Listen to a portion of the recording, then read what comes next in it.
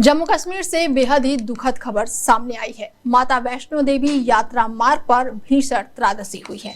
रियासी जिलों में अर्धकुंवारी क्षेत्र के पास भारी बारिश की वजह से भूस्खलन हुआ और इस हादसे में अब तक कम से कम 30 लोगों की जान जा चुकी है, जबकि कई अन्य श्रद्धालु घायल बताए जा रहे हैं। जानकारी के मुताबिक ये हादसा 26 अगस्त की दोपहर करीब 3 बजे बताया जा रहा है और उस वक्त यात्रा मार्ग पर बड़ी संख्या में श्रद्धालु मौजूद थे। हादसे के तुरंत बाद ही अफरा तफरी मच गई और प्रशासन ने राहत बचाव काम शुरू कर दिया।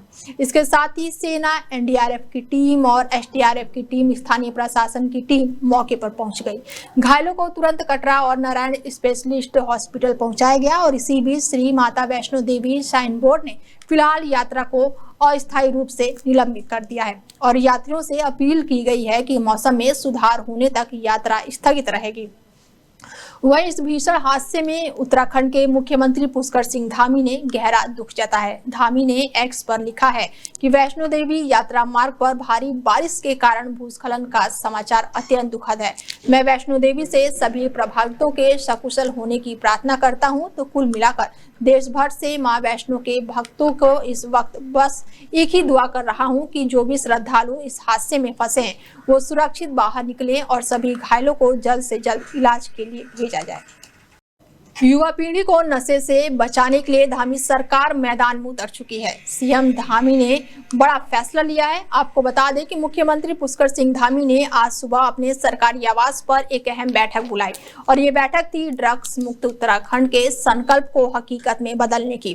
बैठक में पुलिस और सभी वरिष्ठ अधिकारी मौजूद रहे। सीएम धामी ने साफ कहा कि राज्य में किसी भी कीमत पर नशे का कारोबार नहीं चलने दिया जाएगा। उन्होंने पुलिस को निर्देश दिया कि नशा तस्करों और माफियों के खिलाफ सख्त से सख्त कार्रवाई होनी चाहिए। इतना ही नहीं, मुख्यमंत्री ने एंटी नारकोटिक्स टास्क फोर्स को और मजबूत करने पर जोर दिया है। राज्य भर में रात्रि चेकिंग की संख्या बढ़ाने और खासकर सीमावर्ती इलाकों में विशेष सतर्कता बरतने के निर्देश दिए गए हैं।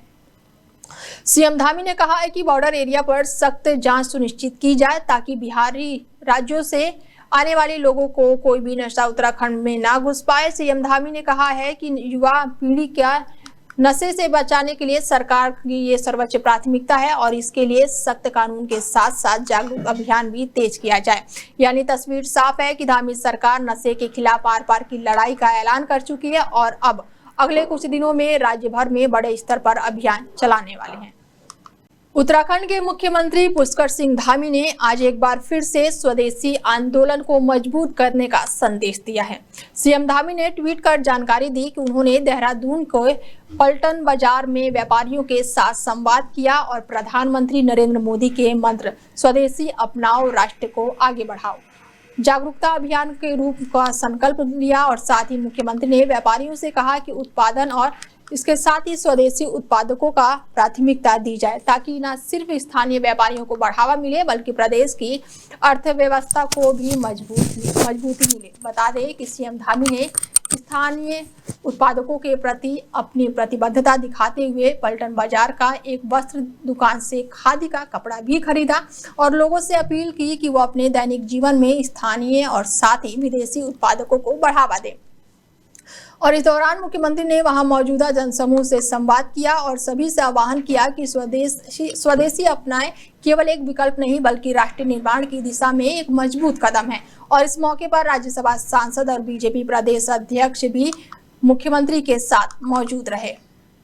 मुख्यमंत्री पुष्कर सिंह धामी उत्तरकाशी के पास एक गांव में पहुंचे जहां हाल ही में आपदा ने भारी तबाही मचाई थी। सीएम धामी ने गंगनानी के पास पहुंचे और वहां पर आपदा प्रभावित इलाकों का दौरा किया और मौके पर चल रहे बचाव और राहत कार्यों का निरीक्षण किया गया। मुख्यमंत्री ने मौके पर मौजूदा प्रशासनिक और राहत टीमों से जानकारी ली और अधिकारियों को जरूरी दिशा निर्देश भी दिए हैं। सीएम धामी ने साफ कहा है कि आपदा प्रभावित लोगों को हर संभव मदद दी जाए और राहत और बचाव के लिए पूरी तरह से काम किया जाए।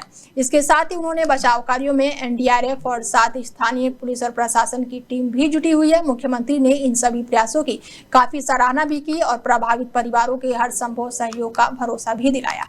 हरिद्वार में गैस प्लांट पर कालाबाजारी का बड़ा खेल पकड़ा गया है। रात के अंधेरे में पुलिस ने छापा मारकर गैस रैकेट का भंडाफोड़ किया है। आपको बता दें कि पूरा खेल एक बंद पड़ी कंपनी में चल रहा था, जहां बड़े गैस क्यूब लगाकर कमर्शियल और घरेलू सिलेंडरों में अवैध रिफिलिंग की जा रही थी।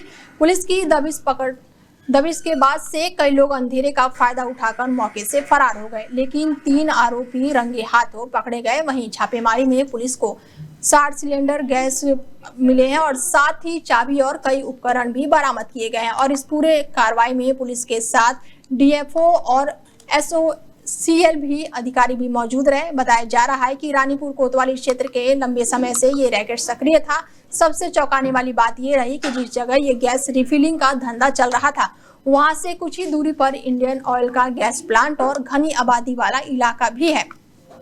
यानी अगर समय रहते यह खेल पकड़ा नहीं जाता तो जयपुर जैसी बड़ी दुर्घटनाएं हरिद्वार में भी हो सकती थी। पुलिस अब पूरे नेटवर्क की जांच कर रही है ताकि ये साफ हो सके कि इस रैकेट के पीछे और कौन-कौन लोग शामिल हैं।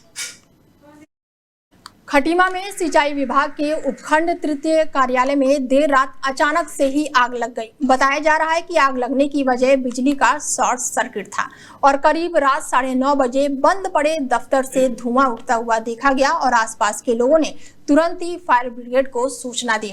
फायर ब्रिगेड की टीम मौके पर पहुंची और कड़ी मशक्कत के बाद किसी तरह आग पर काबू पाया। हालांकि इस आगजनी में दफ्तर में रखे कुछ दस्तावेज जलकर खाक हो गए, लेकिन राहत की बात यह रही कि सभी अहम रिकॉर्ड और जरूरी कागजात सुरक्षित हैं। सिंचाई विभाग के अधिकारी आनंद नेगी ने बताया कि जो दस्तावेज जले हैं वो शिकायत पत्र थे जो लंबे समय से अलमारी में रखे गए थे। फिलहाल शॉर्ट सर्किट का सही कारण पता लगाने की कोशिश की जा रही है। यहाँ पर ऑफिस लगभग 15 साल पुराना ऑफिस है। यहाँ पर पहले सिंचाई खंड रुद्रपुर के अंतर्गत था।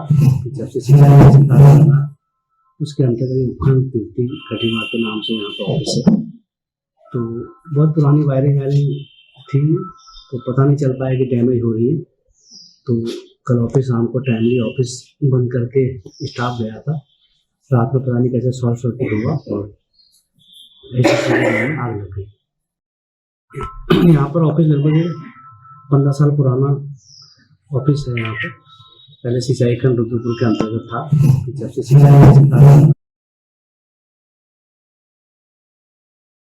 उधम सिंह नगर के खटीमा से बड़ी खबर सामने आ रही है, जहां पर प्रशासन ने नगर पालिका क्षेत्र में अतिक्रमण हटाओ अभियान चलाया है। एसडीएम और साथ ही तहसीलदार मौके पर मौजूद रहे और इसके साथ ही संयुक्त कार्रवाई की गई है। बता दें कि खटीमा के काजाबाग चौक का ये पूरा मामला बताया जा रहा है, जहां पर अवैध कब्जा को हटाया गया है और खासकर पुरानी तहसील रोड पर व्यापारियों ने दुकान के आगे ट्रिपल लगाकर सड़क पर अतिक्रमण कर रहे थे, जिसे तुरंत ही हटवा दिया गया है। कार्रवाई के दौरान अतिक्रमण कर रहे दुकानदारी कर रहे व्यापारियों का सामान भी जब्त किया गया और उन्हें कड़ी चेतावनी भी दी गई है कि अगर भविष्य में फिर ऐसा किया गया तो दंडात्मक कार्रवाई होगी। आपको बता दें कि नगर पालिका क्षेत्र खटीमा में अतिक्रमण की समस्या लंबे समय से बनी हुई है। सड़क पर फैली दुकानों और सामानों की वजह से राहगीरों को भारी परेशानियों का सामना करना पड़ रहा है और अब देखना होगा कि प्रशासन इस समस्या पर आगे कितनी सख्ती दिखाती है। हमने नगर पालिका के साथ मिलकर रंजा रोड और गंजाबाद चौराहा में से 4 दिन पहले यहाँ पर अतिक्रमण हटाओ अभियान चलाया है।